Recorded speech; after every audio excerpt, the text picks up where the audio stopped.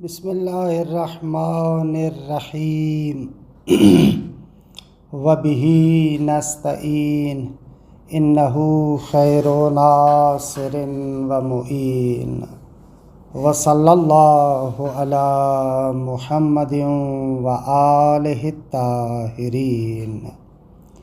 الحمدللہ، خداوند منان کے لطف و کرم سے ہماری گفتگو عقیدتنا فی التقیہ بدایت المعارف میں تقیے کے بارے میں گفتگو کر رہے تھے۔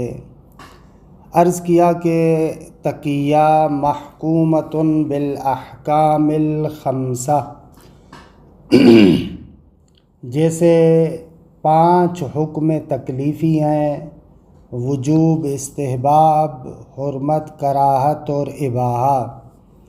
اسی طریقے سے تقیہ بھی یا واجب ہے یا مستحب ہے یا حرام ہے یا مکروہ ہے یا مباح ہے۔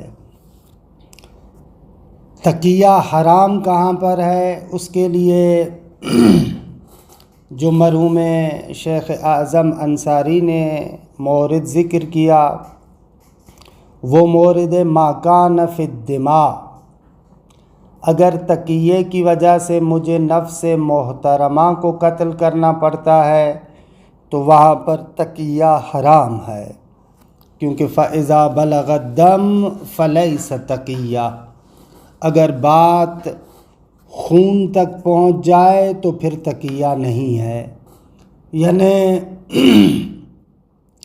مجھے کوئی بندہ مجبور کرے تقیے کی صورت میں کہ میں کسی نفس محترمہ کو قتل کروں، تو کہتے ہیں یہاں پر تقیہ نہیں ہے، کیونکہ انما جعل التقیۃ لیحقن بها الدم۔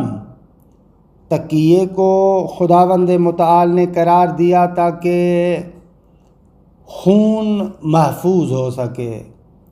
اگر اسی تقیے کی وجہ سے خون بہایا جائے تو پھر تقیہ حرام ہے۔ یہ مرحوم شیخ اعظم انصاری نے ذکر کیا۔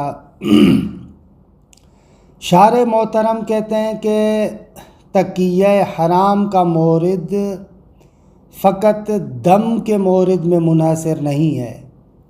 اگر تقیہ موجب فساد دین ہو تو وہاں پر بھی تقیہ حرام ہے۔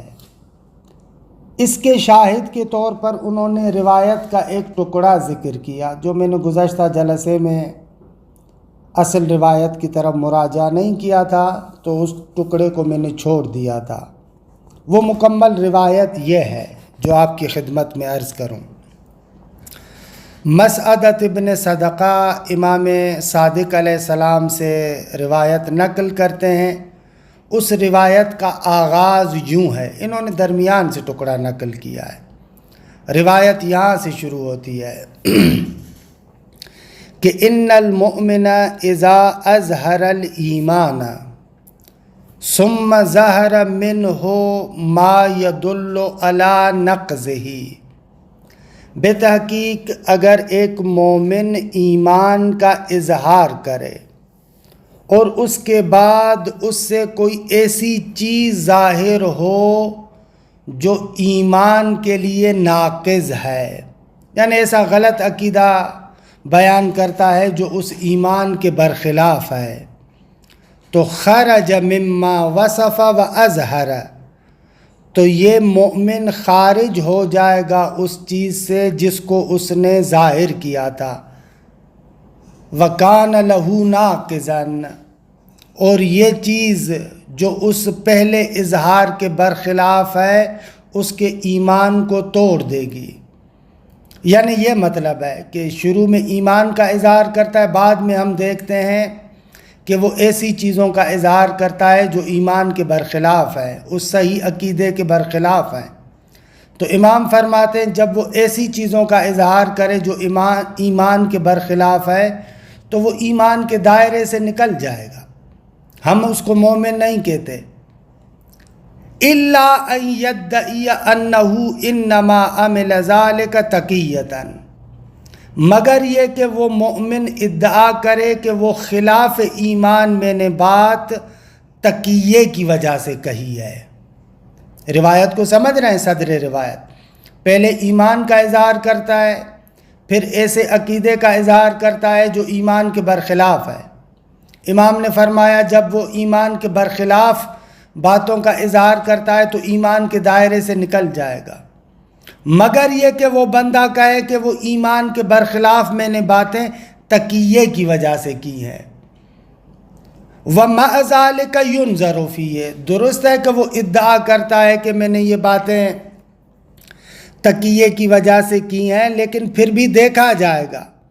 فَإِنْ كَانَ لَيْسَ مِمَّا يُمْكِنُ أَن تَكُونَ التَّقِيَّةُ فِي مِثْلِهِ لَمْ يُقْبَلْ مِنْهُ ذَلِكَ، اگر وہ بندہ ایسا ہے کہ جس کے بارے میں تقیے کا مورد ہی نہیں ہے تو پھر اس کی اس بات کو قبول نہیں کریں گے کہ میں نے تقیتاً کہا ہے۔ بھائی تمہارے لیے تقیے کا مورد ہی نہیں تھا تو کیسے تم یہ بات کر رہے ہو؟ کیونکہ ان للتقیت مواضع، کیونکہ تقیے کے مخصوص مواقع ہیں، من ازالها عن مواضعها لم تستقم له، جو بندہ تقیے کو تقیے کے موارد سے ازالہ کرتا ہے تو لم تستقم له، اس کے لیے تقیہ بے معنی ہے، یعنی بالآخر تقیے کے خاص موارد ہیں، ان موارد سے ہٹ کر اگر یہ تقیے کی بات کر رہا ہے تو اس کی بات نہیں مانی جائے گی۔ یہاں تک روایت کا صدر ہے جو کتاب میں نہیں آیا، یہاں سے عبارت کتاب میں بھی ہے کہ جہاں سے امام تقیے کا معنی کر رہے ہیں۔ وَتَفْسِيرُ مَا يُتَّقَى مِثْلُ أَن يَكُونَ قَوْمُ سُوءٍ ظَاهِرُ حُكْمِهِمْ وَفِعْلِهِمْ عَلَى غَيْرِ حُكْمِ الْحَقِّ وَفِعْلِهِ، کہ یہاں سے یہ جو روایت انہوں نے نقل کیا ہے ٹکڑا، یہ تقیے کا معنی کر رہے ہیں امام۔ وَتَفْسِيرُ مَا يُتَّقَى، کہتے ہیں کہ جو تقیہ کیا جاتا ہے اس کی تفسیر اس طریقے سے ہے کہ مثل ان یکون قوم سوء، مثال کے طور پر ایک بدبخت گروہ ہو کہ ظاہر حکمہم وفعلہم علی غیر حکم الحق وفعلہ، ان کے جو ظاہری احکام ہیں، ان کے جو ظاہری کام ہیں، جو احکامات کو انجام دینا چاہ رہے ہیں وہ حق کے برخلاف ہیں۔ فَكُلُّ شَيْءٍ يَعْمَلُ الْمُؤْمِنُ بَيْنَهُمْ لِمَكَانِ التَّقِيَّةِ فَمِمَّا لَا يُؤَدِّي إِلَى الْفَسَادِ فِي الدِّينِ، تو ایسی صورت میں ہر وہ کام الحمدللہ جو کوئی مومن ان کے درمیان تقیے کی وجہ سے کرتا ہے تو وہ کام اس کے دین کو خراب نہیں کرے گا۔ فَإِنَّهُ جَائِزٌ، یہ کام درست ہوگا۔ پس یہاں پر عبارت کا حدیث کا وہ ٹکڑا نقل کیا ہے جو تقیے کو بیان کرتا ہے۔ تقیہ یعنی انسان ایک ایسے گروہ اور ایسی قوم میں ہے کہ جن کے اعمال یا جن احکامات پر وہ عمل کر رہے ہیں ان کے اعمال اور احکامات حق کے برخلاف ہیں، اور مومن بیچارہ انہی کے درمیان زندگی گزار رہا ہے۔ اب ان کے درمیان زندگی گزار رہا ہے، اب ان کے مطابق اگر عمل کرے تو اس سے دین فاسد نہیں ہوگا۔ فرض کریں آپ مثلا خیبر پختونخوا کے کسی ایسے علاقے میں جو کلن وہابیوں کا علاقہ ہے، اب وہاں پر اگر آپ علنی طریقے سے مثلا مکتب اہل بیت کے بیان شدہ احکامات پر عمل کریں تو وہ آپ کو مار دیں گے۔ ایسی صورت میں اگر آپ اعمال دینیہ انہی کے مطابق انجام دے رہے ہیں تو اس میں کوئی حرج نہیں ہے۔ یہ اس روایت کا ترجمہ جو گزشتہ جلسے میں رہ گیا تھا۔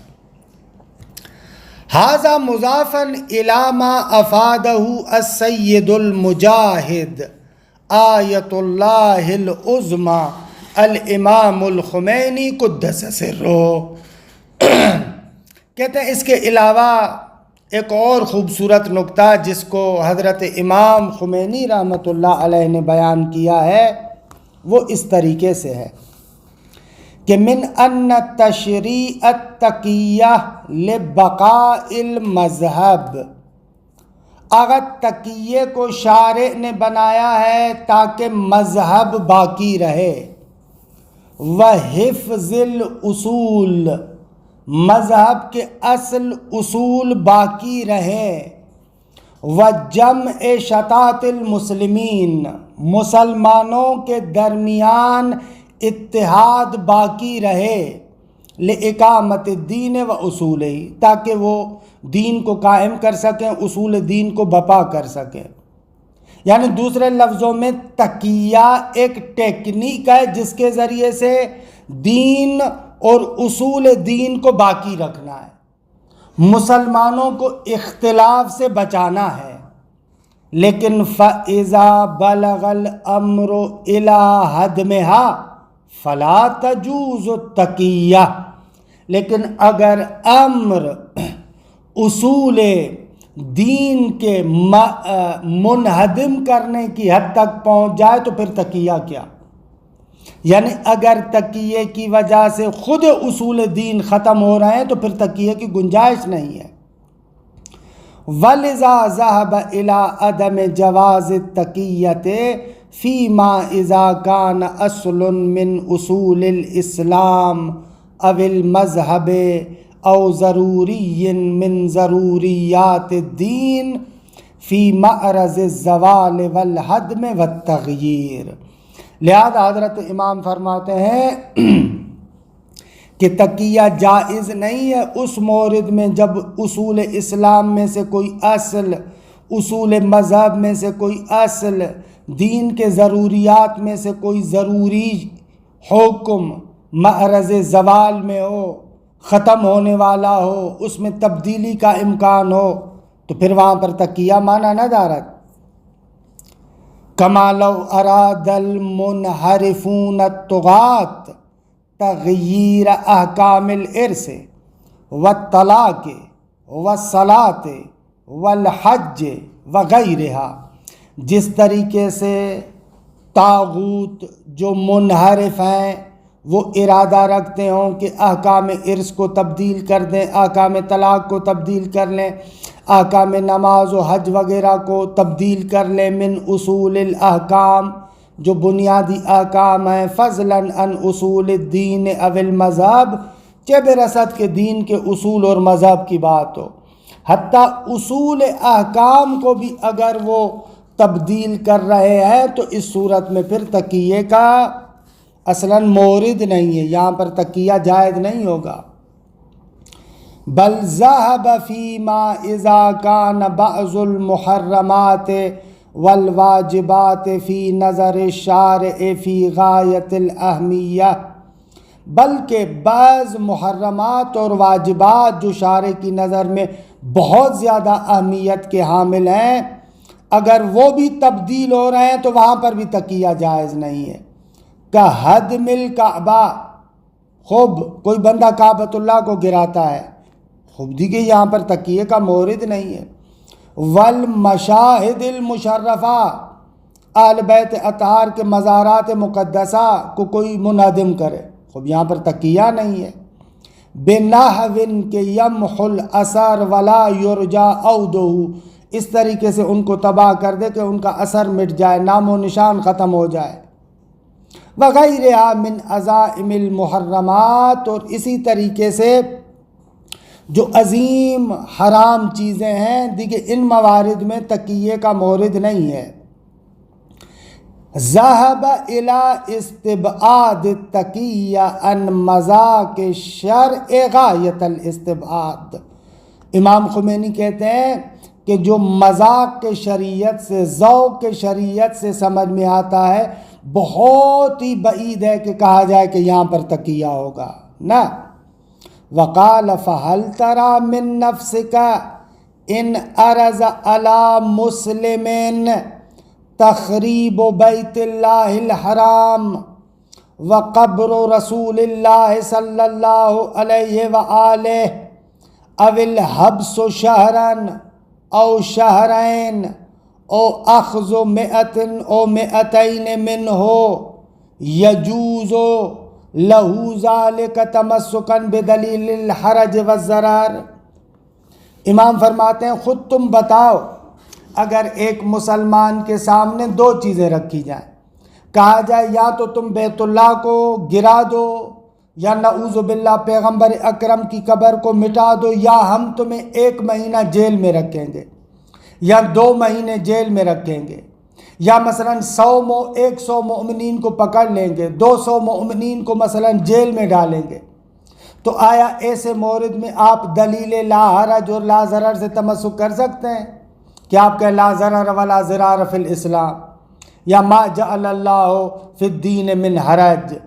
ان عمومی قواعد سے تمسک کر کے تم آؤ اور کہو کہ بیت اللہ کو گرا دو یا قبر رسول کو نعوذ باللہ منہدم کر دو، آپ ان قواعد سے استفادہ کریں گے؟ قطعاً نہیں کریں گے، کیونکہ آپ کہتے ہیں کہ مذاق شریعت ذوق شارع سے یہ پتہ چلتا ہے کہ ان چیزوں کی بہت زیادہ اہمیت ہے۔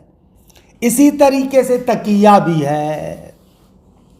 ثم استظہر الرجوع فی امثال تلک العزائم الى تزاحم المقتضیات من غیر توجہ الى حکومت تلک الادلۃ علی ادلتها۔ دیکھیں، اصولی اعتبار سے جو علم اصول میں بیان کرتے ہیں، کہتے ہیں قاعدہ لا حرج، قاعدہ لا ضرر، جو احکام اولیہ کے ادلہ ہے، ان احکام اولیہ کے ادلہ پر قاعدہ لا ضرر اور لا حرج حکومت رکھتا ہے۔ عام طور پر ہمیں اصول میں یہی پڑھاتے ہیں۔ مثلا فرض کریں جو احکام اولیہ کے ادلہ کے اطلاقات ہیں، مثال شارع کہتا ہے کہ اذا قمتم الی الصلاۃ فاغسلوا وجوہکم وایدیکم الی المرافق الی آخرہ۔ خب اب یہ جو وضو کا حکم ہے یہ مطلق ہے، اس میں قید نہیں لگائی گئی کہ یہ وضو تمہارے لیے اس صورت میں جب تمہارے لیے ضرر نہ ہو، اس میں قید نہیں لگائی گئی کہ یہ وضو تمہارے لیے اس وقت ہے جب اس میں حرج نہ ہو، نہ، دلیل مطلق ہے۔ یا اقیم الصلاۃ میں اطلاق پایا جاتا ہے، وَلِلَّهِ عَلَى النَّاسِ حِجُّ الْبَيْتِ اس میں اطلاق پایا جاتا ہے۔ یا مثلا کتب علیکم الصیام کما کتب علی الذین من قبلکم میں اطلاق پایا جاتا ہے، چاہے ضرری ہو یا ضرری نہ ہو، چاہے حرج ہو یا حرج نہ ہو۔ احکام اولیہ کے جتنے بھی ادلہ ہیں ان میں اطلاق پایا جاتا ہے۔ اطلاق پایا جاتا ہے بعین معنی، یعنی یہ احکامات تمہاری گردن پر ہیں، چاہے ضرری ہو یا غیر ضرری ہو، چاہے حرج ہو یا حرج نہ ہو۔ لیکن دلیل لا ضرر اور دلیل لا حرج، اصولیون کہتے ہیں کہ یہ دونوں قاعدے ان ادلہ اولیہ کے اطلاقات پر حکومت رکھتے ہیں، ان پر حاکم ہیں۔ لا ضرر ولا ضرار فی الاسلام، یہ قاعدہ کہتا ہے کہ شارع کی جانب سے کوئی ایسا حکم جعل نہیں کیا گیا جو ضرری ہو، خود یہ حکومت رکھتا ہے ادلہ اولیہ کے اطلاقات پر۔ نتیجہ اس کا یہ نکلے گا کہ تم وضو کر سکتے ہو مگر ضرری ہو تو اس صورت میں وہ ضرری حکم تمہارے لیے نہیں ہے۔ نماز تمہیں پڑھنی ہے، اگر نماز تمہارے لیے ضرری ہو تو لا ضرر کہتا ہے وہ حکم تمہارے لیے جعل نہیں ہوا۔ روزہ تم پر واجب ہے، لیکن لا ضرر کہتا ہے کہ اگر وہ روزہ تمہارے لیے ضرر ہو تو پھر ایسا ضرری حکم شارع نے نہیں قرار دیا۔ یہ ہم لوگ علم اصول میں پڑھتے ہیں کہ عام طور پر آغایون کہتے ہیں کہ ادلہ اولیہ یعنی احکام اولیہ کے جو ادلہ کا اطلاق ہے وہ قاعدہ لا ضرر اور لا حرج کے ذریعے سے مقید ہوتا ہے، درست؟ تو ممکن ہے کوئی بندہ کہے کہ بھائی یہ جو احکامات آپ بیان کر رہے ہیں ان احکامات میں تو دلیل لا حرج اور لا ضرر اس پر حکومت رکھتا ہے، تو حضرت امام کہتے ہیں کہ نہ، یہ جو عظیم احکامات ہیں ان کے مقتضیات میں تزاحم ہو رہا ہے، نہ ان کے وہ حکم جعل ہوئے ہیں اور پھر مقام فعلیت اور تنجز میں ان کے درمیان تضاد پیدا ہوا ہے، نہ ان کے مقتضیات میں تزاحم پایا جاتا ہے کہ یہاں پر وہی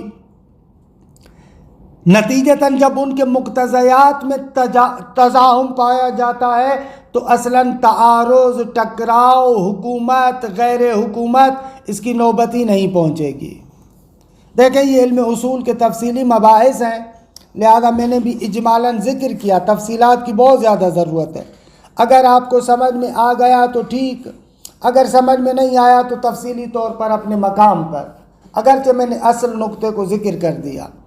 ثم استظہر الرجوع فی امثال تلک العزائم، پھر حضرت امام نے استظہار کیا ہے کہ بھئی اس قسم کے عظیم امور میں رجوع کیا جائے گا الی تزاحم المقتضیات، مقتضیات کے تزاحم کی طرف رجوع کیا جائے گا، من غیر توجہ الی حکومت تلک الادلۃ علی ادلتها، بغیر اس کے کہ توجہ کی جائے کہ یہ جو دلیل ادلہ لا ضرر و لا حرج ہے یہ حاکم ہے ادلہ اولیہ پر، اس کی طرف اصلا نگاہ نہیں کریں گے، حکومت کو نہیں دیکھیں گے۔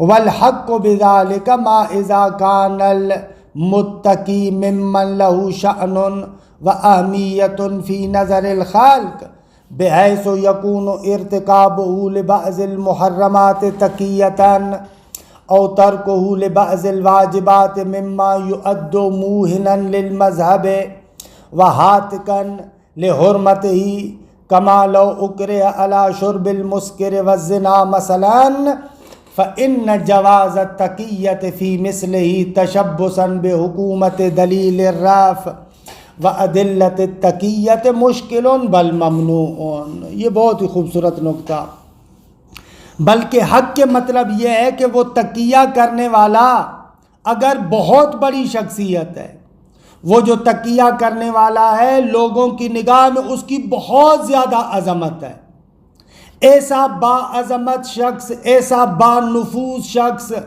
جو بہت زیادہ لوگوں میں نفوذ کرتا ہے، اگر ایسا بندہ بعض محرمات کا ارتکاب کرے تقیے کی وجہ سے یا بعض واجبات کو چھوڑ دے تقیے کی وجہ سے، تو اس کا ان محرمات کو انجام دینا یا واجبات کو ترک کرنا مذہب کے وہن کا سبب بنے، مذہب کی حرمت پامال ہو، تو ایسے بندے کے لیے جائز نہیں ہے کہ وہ تقیہ کرے۔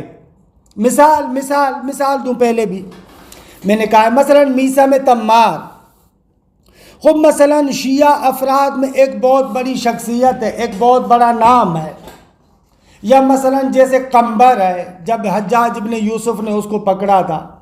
اب ایسے افراد اگر تقیہ کرتے تو ان لوگوں کے تقیے کی وجہ سے ممکن ہے کہ مذہب کے وہن کا باعث بنے، بہت سارے لوگ اپنے اعتقادات میں سست ہو جائیں، تو ایسی صورت میں امثال میثم تمار، قنبر یا اس قسم کے لوگوں کا تقیہ کرنا درست نہیں ہے۔ حتیٰ ہمارے پاس روایت ہے، کمیت اسدی خوب اہل بیت کا ایک نامور شاعر ہے، مکتب تشیع کی جانی مانی شخصیت ہے، اس نے ایک مرتبہ بنی امیہ کے حق میں ایک شعر کہا۔ جب وہ امام علیہ السلام کے پاس آئے تو امام علیہ السلام نے اس کو قبول نہیں کیا، اس نے کہا کہ تو اموی ہو گیا ہے۔ وہ کہتا ہے نہ مولا، میں نے یہ تقیے کی وجہ سے کہا ہے۔ تو امام کہتے ہیں نہ، تم سے یہ بعید ہے، تم ہمارے مذہب کی شناخت کی حیثیت رکھتے ہو، تمہارے لیے جائز نہیں ہے کہ تقیتاً ہی بنی امیہ کے لیے مثلا شعر کہو۔ تو یہ نقطہ حضرت امام ذکر کر رہے ہیں، کہہ رہے ہیں والحق بذالک، یا اس نے عبارت ایسے لکھی ہے والحق کو، لیکن میرے خیال میں ہونا چاہیے وَأُلْحِقَ بِذَالِكَ، اسی مورد کے ساتھ ملحق کیا گیا ہے۔ ماشاءاللہ جو کہتے ہیں الکاتب کالحمار، یہاں پر سمجھ میں آتا ہے یہ ہے الحق بذالک، میرے پاس لکھا ہوا ہے والحق بذالک، نہ والحق بذالک، اس مورد کے ساتھ ملحق کیا گیا ہے ما اذا کان المتقی، وہ مورد کہ جہاں پر تقیے کرنے والا ہو، ممن، ان افراد میں سے کہ لہو شأن و اہمیت فی نظر الخلق، کہ جس کی بہت زیادہ شأنیت ہے، اہمیت مخلوق کی نگاہ میں، بحیث یکون ارتکابہ لبعض المحرمات تقیتاً، اس طریقے سے کہ اگر وہ بعض محرمات کا ارتکاب کرے تقیے کی وجہ سے، او ترکہ لبعض الواجبات، یا مثلا تقیتاً بعض واجبات کو ترک کرے، تو اس کا ارتکاب کرنا اور اس کا ترک کرنا مما یعد موہنا للمذہب، ان موارد میں سے ہو کہ جو مذہب کے لیے موہن واقع ہوتا ہو، مذہب کی سستی کا باعث بنتا ہو، وہاتکن لحرمت ہی، اور مذہب کی حرمت کو پامال کرنے والا ہو۔ مثال کے طور پر کما لو اکرہ علی شرب المسکر والزنا، جس طریقے سے اس بندے کو مجبور کیا جائے کہ مسکر پیے، زنا کرے، تو فإن جواز التقیۃ فی مثلہ، ایسے بندے کے لیے تقیے کا جائز ہونا تشبثاً بحکومت دلیل الرفع و ادلۃ التقیہ، وہ آئے اور کہے کہ تقیہ میرے لیے جائز ہے کیونکہ میں دلیل رفع کے ساتھ تمسک کرتا ہوں یا ادلہ تقیہ کے ساتھ تمسک کرتا ہوں، فإن جواز التقیہ مشکل، ایسے بندے کے لیے تقیہ مشکل ہے، ممنوع ہے، جائز نہیں ہے کہ وہ آئے اور آ کر یہاں پر تقیہ کرے۔ هذه جملة من الموارد التي استثنیت من ادلة التقیہ، یہ وہ چند موارد ہیں جن موارد کو ادلہ تقیہ سے استثناء کیا گیا ہے۔ وبقیۃ الکلام فی محل، بقایا اس کے بارے میں گفتگو اپنے مقام پر۔ وکیف کان، فالدلیل علی وجوب التقیۃ فیما اذا کانت واجبۃ هو عمومات التقیہ التی اشار الیہا المصنف۔ اگر وجوب تقیہ کے بارے میں دلیل کہتے ہیں کہ جس مورد میں تقیہ واجب ہوتا ہے، اس کے لیے دلیل وہی عمومات تقیہ ہیں جن کی طرف مصنف نے اشارہ کیا۔ اچھا، ایک تو تقیہ کے بارے میں جو عمومات وارد ہوئے ہیں تقیہ کے لیے، وہ دلیل ھذا مضافاً الی ادلۃ نفی الضرر، ان ادلہ تقیہ کے علاوہ ایک اور دلیل قاعدہ نفی ضرر بھی ہے کہ اگر ضرر پہنچتا ہے تو شارع نے کہا ہے کہ خداوند متعال نے ضرری کوئی بھی حکم جعل نہیں کیا۔ وحدیث و رفع، کہ یہ ہم اصول میں پڑھتے ہیں براءت کے باعث میں، حدیث رفع بھی اس کے لیے دلیل ہے۔ رفع عن امتی تسعۃ اشیاء ومنها ما اضطروا الیہ، مثلا جس کی طرف مجبور ہے تو وہ بھی آپ سے اٹھا لیا گیا ہے۔ قال شیخ الاعظم قدس سرہ ثم الواجب منها یبیح کل محظور من فعل الحرام او ترک الواجب۔ شیخ انصاری کہتے ہیں کہ جہاں پر تقیہ واجب ہو تو وہ واجب تقیہ مباح کر دیتا ہے ہر ممنوع چیز کو۔ مثلا اس مورد میں آپ حرام کام کو انجام دے سکتے ہیں، واجب کو ترک کر سکتے ہیں۔ والاصل فی ذالک، اور اس قانون کے لیے بنیاد ہمارے پاس ادلۃ نفی الضرر، ایک قاعدہ لا ضرر، وحدیث رفع عن امتی تسعۃ اشیاء کے ومنها ما اضطروا الیہ، حدیث رفع بھی دلیل ہے۔ مضافا الی عمومات التقیۃ مثل قولہ فی الخبر ان التقیۃ واسعۃ لیس شیء من التقیہ الا وصاحبها مأجور، کہ تقیہ ایک بہت ہی وسیع چیز ہے کہ لیس شیء من التقیہ الا وصاحبها مأجور، کوئی بندہ بھی تقیہ نہیں کرتا مگر یہ کہ صاحب تقیہ کو خود تقیہ کی وجہ سے اجر ملے گا۔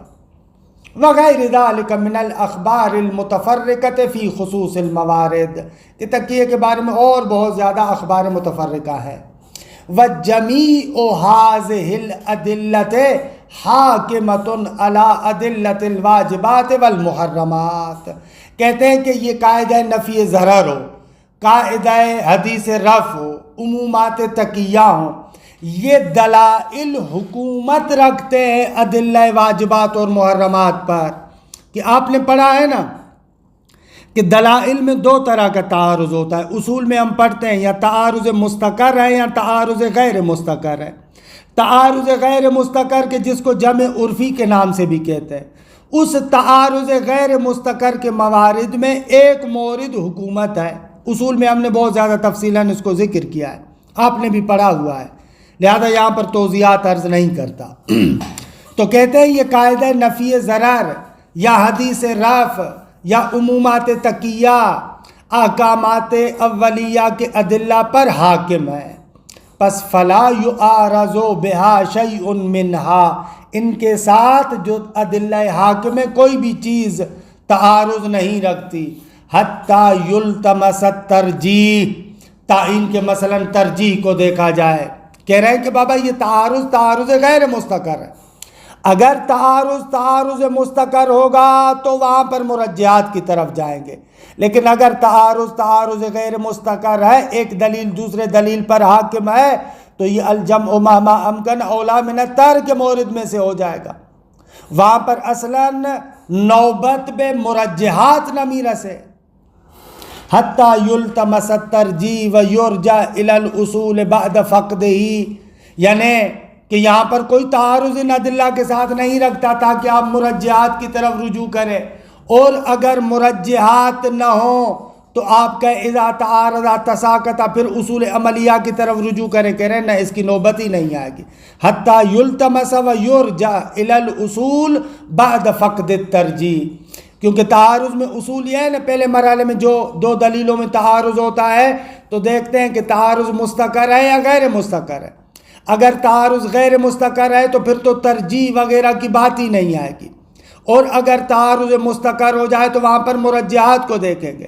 اگر مرجحات نہ ہو تو وہاں پر کہتے ہیں کہ تعارض تساقط، بقایا اصول کی طرف دیکھیں گے. کہہ رہے ہیں یہاں پر تو تعارض مستقر نہیں ہے. کما زعمہ بعض فی بعض موارد هذه المسئلہ، کہ شیخ انصاری رد کریں بعض فقہا کو کہ ان لوگوں نے ان ادلہ تقیہ اور ادلہ واجبات میں تعارض مستقر کو سمجھا ہوا ہے، پھر ترجیحات کو مد نظر رکھا ہے. اگر ترجیحات مد نظر نہیں تھی تو اصول کی طرف انہوں نے مراجعہ کیا ہے. کہتے ہیں یہ باتیں ساری غلط ہیں، اس کا مورد ہی نہیں ہے. کہ بہرحال یہ اصولی بحث ہو گئی ہماری. والدلیل علی التقیۃ فیما اذا کانت مستحبۃ هو ما عرفت من صحیحۃ ہشام ابن حکم. کہتے ہیں کہ جن موارد میں تقیہ مستحب ہے اس کے لیے دلیل وہی صحیح ہے ہشام ابن حکم ہے. ولذا قال الشیخ الاعظم قدس سرہ، اسی لیے ہم دیکھتے ہیں کہ مرحوم شیخ اعظم فرماتے ہیں وَأَمَّا الْمُسْتَحَبُّ مِنَ التَّقِيَّةِ فَالظَّاهِرُ وُجُوبُ الْاِقْتِصَارِ فِيهِ عَلَى مَوْرِدِ النَّاسِ. اگر جو مستحب تقیہ ہے اس میں ظاہر یہ ہے کہ جو مورد نص ہے اسی پر اکتفا کرو گے. وقد ورد النص بالحث علی المعاشرۃ مع العامہ، اور روایت میں یہ ہے کہ بھائی اہل سنت کے ساتھ بہتر معاشرت رکھنے کے مورد میں تقیہ کرو. وإعادت مرضاہم وتشییع جنائزہم والصلاۃ فی مساجدہم والاذان لہم، کہ بھائی ان کے مریضوں کی عیادت کرو، ان کی تشییع جنازہ کرو، ان کے ساتھ ان کی مسجدوں میں نماز پڑھو، ان کے ساتھ اذان دو. یہ موارد ہیں جو خود روایت میں آئے تھے. پس فلا یجوز التعدی عن ذلک الی ما لم یرد النص، جائز نہیں ہے ان موارد سے تعدی اور تجاوز کرنا اس مورد کی طرف کہ جس مورد میں نص نہیں آئی. من الافعال المخالفۃ للحق، ایسے کام جو حق کے برخلاف ہیں. کذم بعض رؤساء الشیعہ للتحبیب الیہم، مثال کے طور پر سنیوں کے ساتھ اپنے تعلقات اچھے کرنے کے لیے آپ بزرگان تشیع کو برا بھلا کہنا شروع کر دیں. کہہ رہے ہیں نا یہ مورد نص نہیں ہے. بس یعنی شیخ انصاری رحمۃ اللہ علیہ کہتے ہیں کہ تقیے کا جو مستحب مورد میں وہ جو مورد نص ہے اسی پر اکتفا کرو گے، اپنی طرف سے اضافہ نہ کرو. ولیکن مر عن الشہید فی قواعدہ من انه جعل المستحب من التقیہ فيما اذا كان لا يخاف ضررا عاجلا ويتوهم ضررا عاجلا او ضررا سهلا او كان تقیته في المستحب كالترتیب في تسبیح الزہراء وترک بعض فصول الاذان ومقتضاه هو عدم الاختصار فيه على مورد الناس۔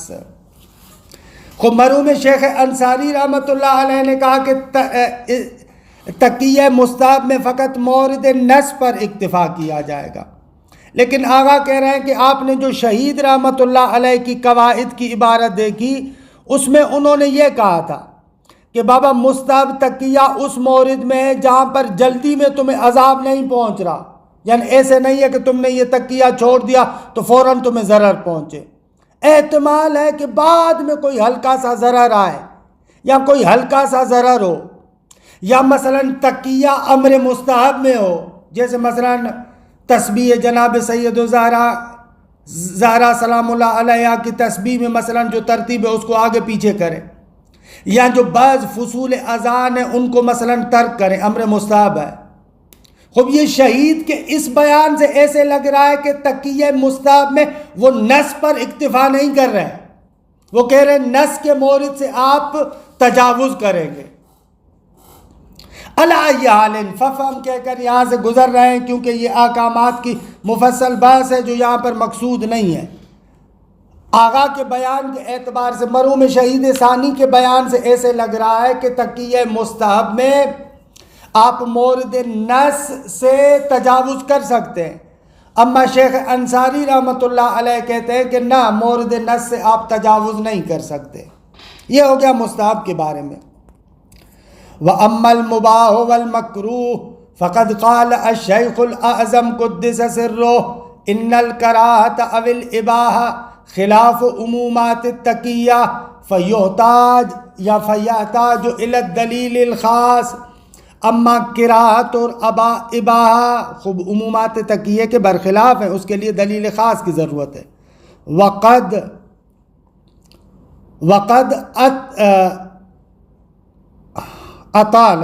اطال الکلام، پھر کلام کو اس نے بہت ہی طولانی کر دیا۔ وَمَعَ ذَلِكَ بَقِيَ الْكَلَامُ وَعَلَيْكَ بِالْمُرَاجَعَةِ إِلَى الْمُطَوَّلَاتِ۔ بہرحال کچھ باتیں پھر بھی رہ گئیں، آپ پر ضروری ہے کہ تفصیلی کتابوں کی طرف رجوع کریں۔ كالرسالة في التقية للشيخ الأعظم والرسائل لسيد المجاهد آية الله العظمى الإمام الخمینی قدس سرہ وللہ الحمد۔